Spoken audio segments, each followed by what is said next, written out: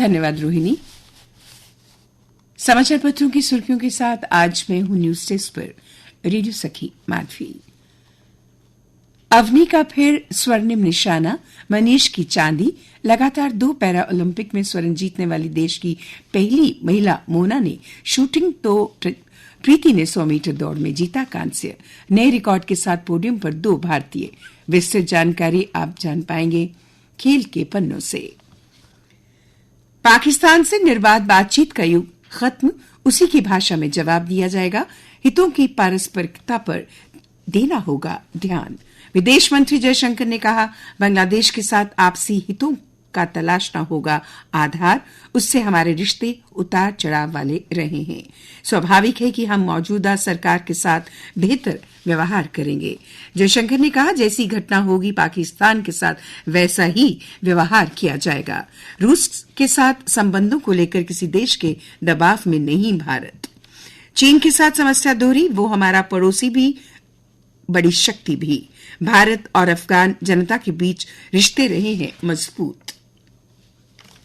Lieutenant general प्रशांत 15 अक्टूबर से संभालेंगे चिनार core की कमान। कश्मीर में एलओसी की सुरक्षा से लेकर आंतरिक भागों में आतंकरोधी अभियानों की कमान संभाल रही सेना की 15वीं कोर के कमांडर भी 15 अक्टूबर को बदले जाएंगे। Lieutenant general Prashant Srivastava Chinar corps के वर्तमान commander lieutenant general Rajiv Ghai का स्थान लेंगे। आपूर्ति सुधारने के लिए हुए नए बिजली खरीद समझौते, विभाग ने किया दावा, समझौते पर अमल होने से बिजली कटौती से प्रदेश के लोगों को मिलेगी बड़ी राहत। बिजली की मांग को पूरा करने के लिए जेकेपीसीएल ट्रेडिंग ने करीब 2294 मेगावाट अतिरिक्त बिजली खरीद समझौतों पर हस्ताक्षर किए हैं। बिजली निगम ने दावा किया है कि समझौते पर अमल होने के बाद प्रदेश के लोगों को बिजली कटौती अधिक परेशान नहीं करेगी। कठुआ के पूर्व जिला खनन अधिकारी निलंबित। आय से अधिक संपत्ति के मामले के साथ साथ कदाचार का सामना कर रहे कठुआ जिले के पूर्व खनन अधिकारी बोधराज को उनके पद से निलंबित कर दिया गया है। उन्हें जम्मू कश्मीर सिविल सेवा नियम 1956 के नियम 31 के अनुसार तत्काल प्रभाव से निलंबित किया गया है।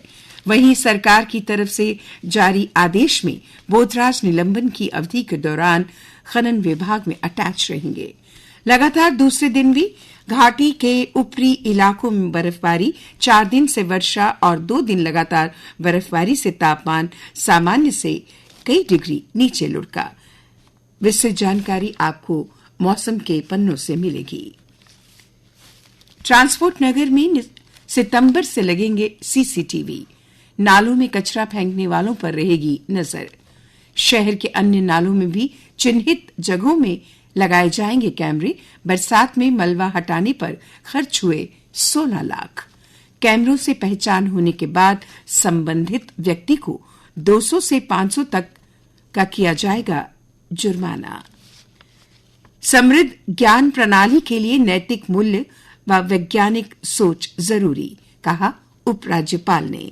श्री माता वैष्णो देवी गुरुकुल के 14वें वार्षिक दिवस कार्यक्रम में लिया हिस्सा। उपराज्यपाल मनोज सिन्हा ने शिक्षकों से बदलाव के डर को खत्म करने और समाज के सभी वर्गों तक समग्र शिक्षा पहुंचाने के लिए नए पाठ्यक्रम को अपनाने का किया आह्वान। शिक्षा क्षेत्र में बदलाव की आवश्यकता पर जोर दिया। ऊंचाई वाले क्षेत्रों का हृदय पर प्रभाव को किया उजागर। ऊंचाई वाले क्षेत्रों में होने वाली बीमारियों पर सेना की तरफ से सम्मेलन आयोजित। सेना की फायर एंड फ्यूरी कोर की ओर से शुक्रवार को एक सतत चिकित्सा शिक्षा सम्मेलन का आयोजन किया गया। इसमें ऊंचाई वाले क्षेत्रों में हृदय संबंधी बीमारियों पर भी चर्चा की गई। और श्रोताओ, अब अन्य समाचारों के साथ मेरी सहयोगी रोहिणी। धन्यवाद माधवी। नशे के हॉटस्पॉट राजीव नगर मराठा बस्ती में दबिश। जिला पुलिस ने संदिग्धों के गिरोह को खंगाला। ना कोई गिरफ्तार हुआ, ना ही कुछ बरामद। पुलिस ने चेतावनी देकर नशे से दूर रहने को कहा। एसपी साउथ, डीएसपी और एसएचओ की टीम ने 2 घंटे तक दोनों इलाकों में की जांच। जम्मू कश्मीर प्रशासनिक सेवा के 35 अधिकारी 2025 में सेवानिवृत्त होंगे। ये अधिकारी मौजूदा जम्मू कश्मीर के विभिन्न विभागों में सेवाएं दे रहे हैं। शहर में डेंगू की रोकथाम के लिए कदम उठाए जाएंगे।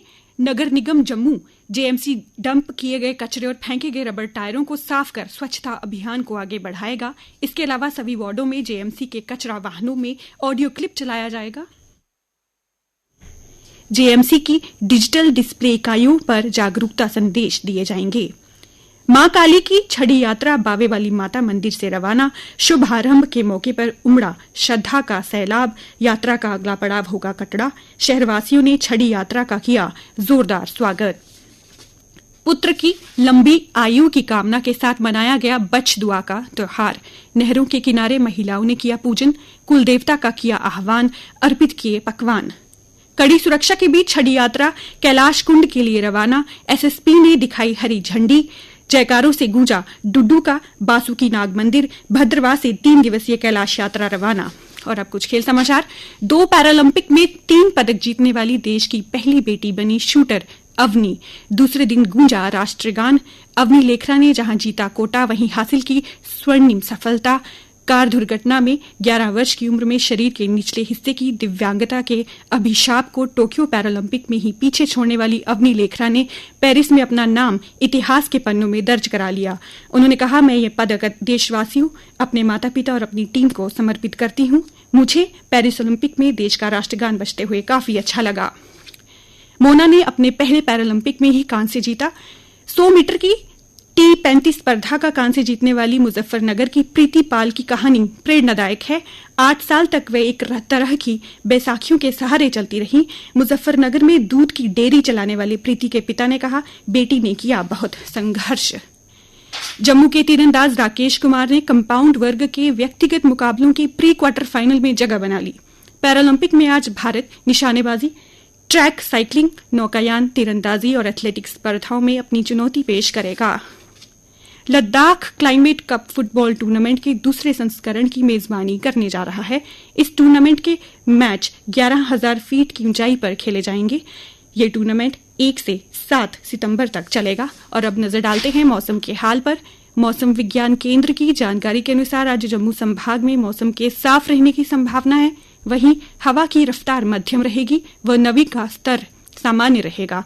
वहीं कश्मीर के पहाड़ी इलाकों में हुई सीजन की पहली बर्फबारी।